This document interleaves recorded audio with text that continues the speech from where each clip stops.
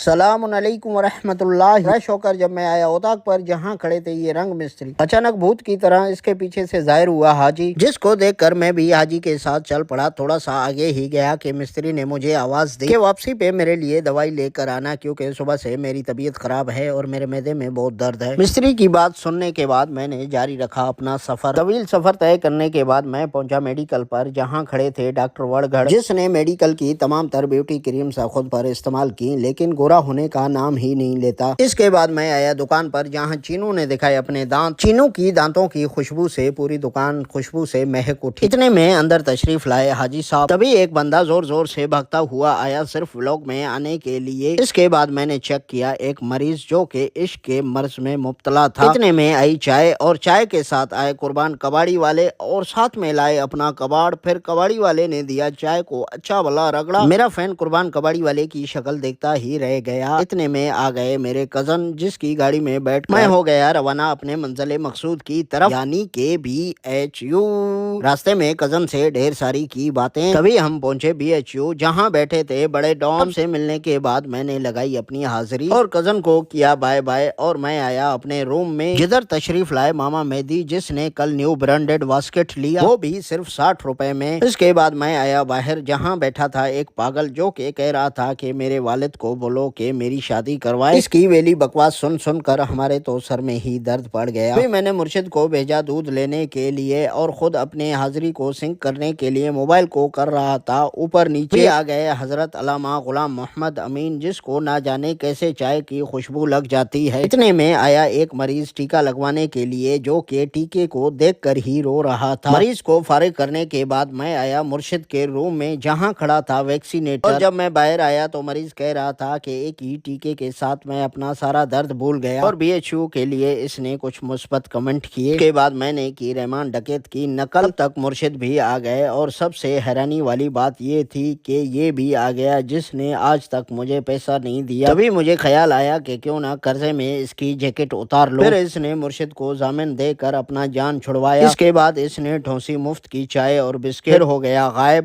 اتنے میں کیمرے کی نظر پڑی مرشد پر، جو کہ چھپ چھپ کر بسکٹ کھا رہے تھے۔ آیا ایک ریلی والا، جس کی قیمت سن کر مرشد کا دماغ ہی سن ہو گیا۔ اتنے میں ہوا ٹائم بھرپور۔ سب سے پہلے میں نے کی چھوٹی الماری بند، اس کے بعد گیا دوسرے روم میں، پھر کی بڑی الماری بند، اور اس کے بعد لگایا انگوٹھا، اور پھر ہوا چیک آؤٹ۔ اپنے روم سے موبائل اٹھا کر میں آیا باہر۔ اس کے بعد کیا سب کو بائے بائے، میں اور ماما مہدی ہو گئے روانہ۔ تھوڑا سا پیدل چل ہی رہے تھے کہ ایک اللہ کے بندے نے ہمارے لیے بھیجی ہے بائک پر سوار ہو کر ہم چلے اپنے گھر کی طرف۔ اگر آپ کو ہماری یہ ویڈیو اچھی لگی تو لائک